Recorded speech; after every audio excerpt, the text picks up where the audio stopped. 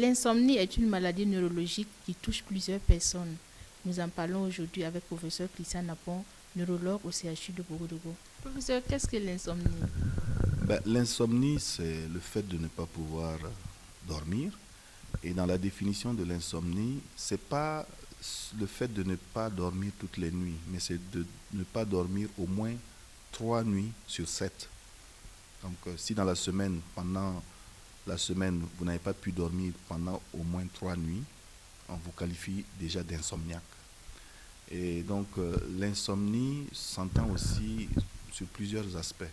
Il y a des gens, par exemple, qui ne vont pas dormir parce qu'ils n'arrivent pas à s'endormir. Il y a d'autres aussi qui vont pouvoir s'endormir, mais au cours de la nuit, vont se réveiller plusieurs fois. Et lorsqu'ils se réveillent, ils sont incapables de se rendormir. Et il y en a aussi qui vont se réveiller trop tôt, très tôt.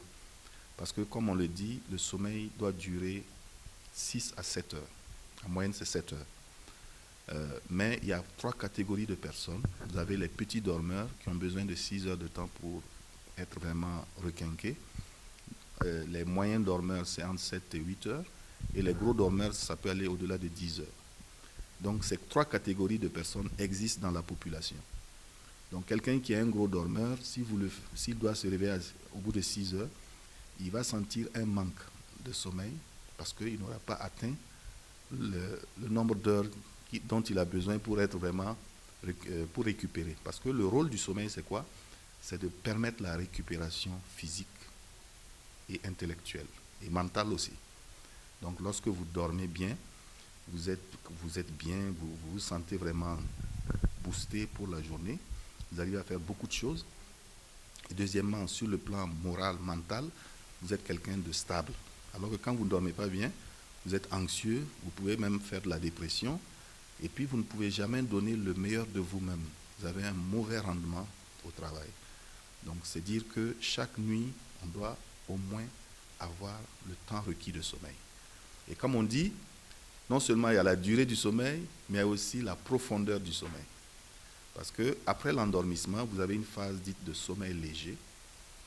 Ensuite, après ce sommeil léger, vous rentrez dans le sommeil profond, où là, vous êtes vraiment reposé, tous les muscles sont relâchés. C'est vraiment le moment où vraiment l'organisme récupère. Et ensuite, vous avez le sommeil dit paradoxal, c'est le sommeil au cours duquel vous rêvez. Et donc, chaque phase a son rôle. Le sommeil paradoxal où vous rêvez vous permet de fixer toutes les informations que vous avez acquises durant une journée.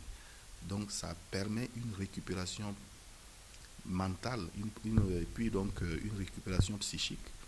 Alors que le sommeil profond permet surtout de récupérer au niveau physique, c'est-à-dire au niveau physique. Donc, c'est tout ça qu'il faut considérer. Donc, le sommeil est important. Et lorsque vous ne dormez pas, vous êtes sujet à des maladies. L'hypertension artérielle vous guette, le diabète peut vous guetter, les troubles psychiques, comme j'ai dit tantôt, la dépression ou tout ce que vous voulez, et même certains états comme les cancers sont souvent en rapport avec le manque de sommeil, parce que même l'immunité, donc vos forces de défense là, sont renforcées pendant le sommeil. Donc lorsque vous ne dormez pas, votre système immunitaire même est mis en branle et donc vous êtes exposé à beaucoup de maladies. Que faut-il faire en cas d'insomnie? En cas d'insomnie, il y a plusieurs choses à faire. C'est déjà de voir si est-ce que l'environnement ne joue pas un rôle. Parce qu'il y en a qui sont par exemple dans un environnement bruyant, où la nuit il y a beaucoup de bruit. Alors là, ça peut poser des problèmes. Deuxièmement, il y a d'autres personnes qui n'ont jamais une heure fixe de sommeil. Tantôt ils dorment à 20 heures, parfois c'est 22 heures, parfois c'est minuit. Quand vous n'avez pas une heure fixe là, vous êtes exposé à l'insomnie. Et puis ensuite, il faut peut-être mettre les conditions en place, c'est-à-dire que la nuit, avant d'aller vous coucher, vous pouvez prendre une douche, ou bien avoir un rituel, c'est-à-dire soit lire un bouquin, ou enfin, trouver un rituel. Et puis, il ne faut pas négliger l'activité physique en soirée, en après-midi ou soirée, qui va vous donner, ça va vous fatiguer, et tout ça, ça va vous aider peut-être à avoir un sommeil. Mais si tout ça ne marche pas, Vous pouvez venir en consultation de neurologie. On peut vous proposer un traitement par un hypnotique qui pourra vous aider donc à dormir. Mais il faut savoir que ce type de traitement ne doit pas se prolonger. Parce que quand ça se prolonge trop, ça peut créer une accoutumance et vous serez amené à avoir des difficultés à dormir lorsque vous ne prenez pas le médicament, ce qui n'est pas non plus un objectif. Il faut que vous puissiez dormir de vous-même, mais en cas de nécessité, on peut accompagner cela d'un médicament que vous allez prendre pour vous aider.